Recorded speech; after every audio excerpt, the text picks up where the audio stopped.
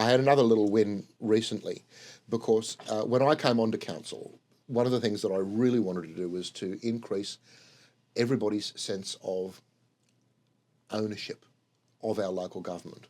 Because it's not our government, it's everyone's government.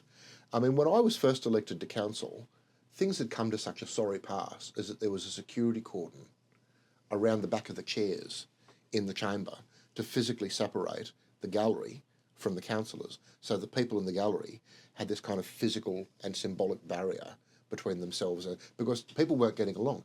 This was the era where people were so poorly disposed to one another is that we had to hire a security guard for council meetings.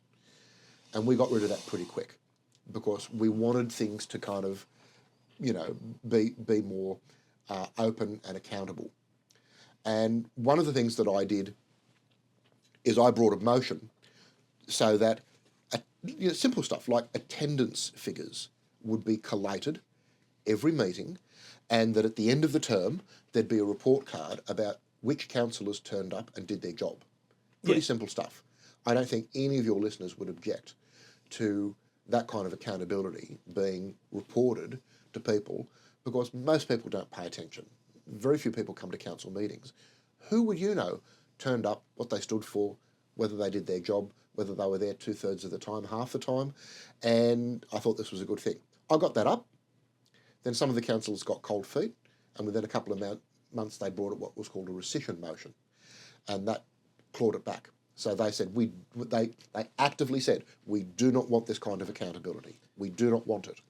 So a local group with which I had some affiliation called Hawkesbury City Councillor Watch started their own website and their own Facebook group where they reported on what happened at every council meeting and who voted which way, just simply stuff that was on the public record. Register, and prior to the last election, they were able to produce precisely that report card. Do you know why? It's because I collected those figures. I kept a spreadsheet. Every meeting I went to, and I've got pretty perfect attendance, so it was a pretty, thing. Accurate and scorecard, I wasn't kind of, doing this to kind of embellish my own reputation. I just wanted people to know that if, as was the case, there are some councillors that turned up to, practically no briefings across the council term, and didn't turn up to more council meetings than they absolutely had to. That was something that the people deserved to know. Now, I'm still collecting those figures. Hawkesbury City Councillor Watch has gone dormant since the election because it was just a huge burden on my and the other person that was helping me with that their time to be able to do that. I want to bring a motion back to council. I think it's about time that we did this. I want to test the commitment of the new chamber to openness and accountability. I want to bring a motion that says we will take attendance figures for every chamber meeting, but not just that, every workshop, every briefing, every committee meeting, every citizenship ceremony, and we'll just have a little tally about who turns up and does their job. It is not the only measure of a councillor's diligence. I mean, I'm very active in the social media space. Yeah. So I do a lot of stuff on YouTube, I explain stuff. I've got an email newsletter. None of the others do. We're not talking about that kind of measure, because that wouldn't be fair. No. But turning up and doing your job at briefings so that you're better informed and that you're not the person that asks stupid questions when it comes to the chamber. Yes. Because you didn't read your briefing paper, or you didn't go to the briefing where all of this was painstakingly explained by staff. That's something that people deserve to know. So look forward to that in the coming months.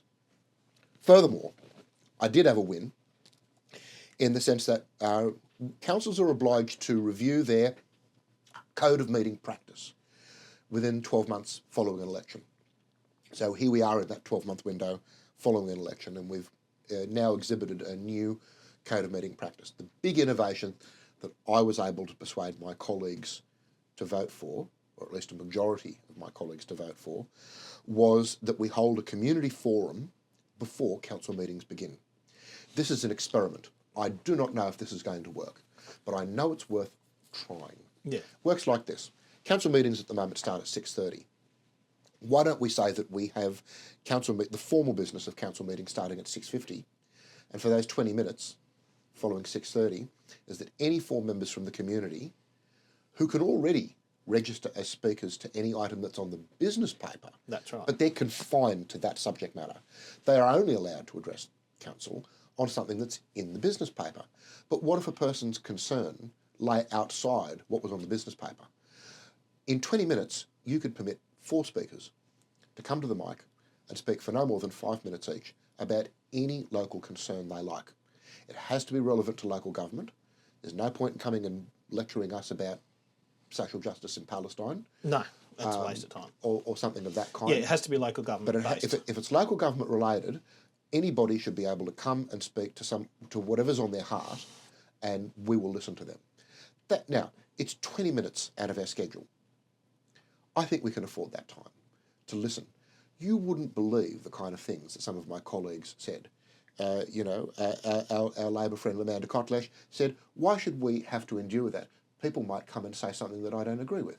That I'm paraphrasing, but she was literally concerned that people might come and say something that she regards as misinformation or untrue.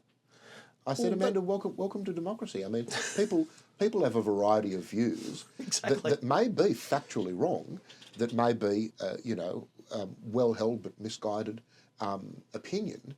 But in a democracy, we have such a poor reputation as it is for our openness and our accountability. This is one thing that we could do. So Amanda voted against it, and I'm very sorry to say that, some of my former Liberal colleagues, Sarah McMahon and Mike Creed, also voted against holding community forums before council meetings. Look forward to that coming once council staff have evolved the governance around how people register, how we vet people, how we deal with people who kind of try to hog that space. You're not allowed to speak at the 2 consecutive meetings. Yeah. It's got to be relevant. There's a kind of a strikes rule. If you continually break the rules, you're abusing this forum. We want to make room for other people and other voices. All of that stuff's being worked through now. And hopefully before the end of the year, that'll come back to the chamber and we can enact that and see whether it's an experiment worth doing. I think it's a good experiment because the thing is it provides a welcoming space for people to get interactive with their local government. Because my look at this is local government is the stepping stone and the first step of a path of all democracies in Australia, right? Because it's the base ground. That it's, as you said previously, it does 33% of all the sort of infrastructure that governs people's lives, receives 1% of taxable funding.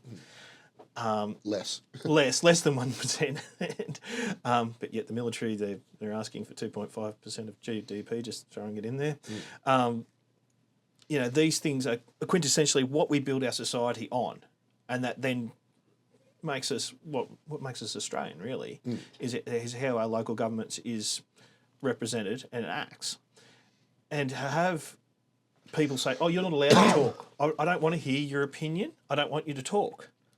I don't care. I am and I look at it this way. The term I would use is like a spoilt teenage girl who thinks that they're too good is a lot of what our councillors are. There's a certain sense of entitlement, and I have a real allergy to people who say, why should we listen to the public? We know better. That's not the right attitude to have in local government at all. I want to hear from more young people, because as a school teacher, I know this is the generation that's going to have to fix a lot of the messes that we've created, and they've got great ideas. There are issues that don't regularly appear on our business paper, but that are really pressing upon the social fabric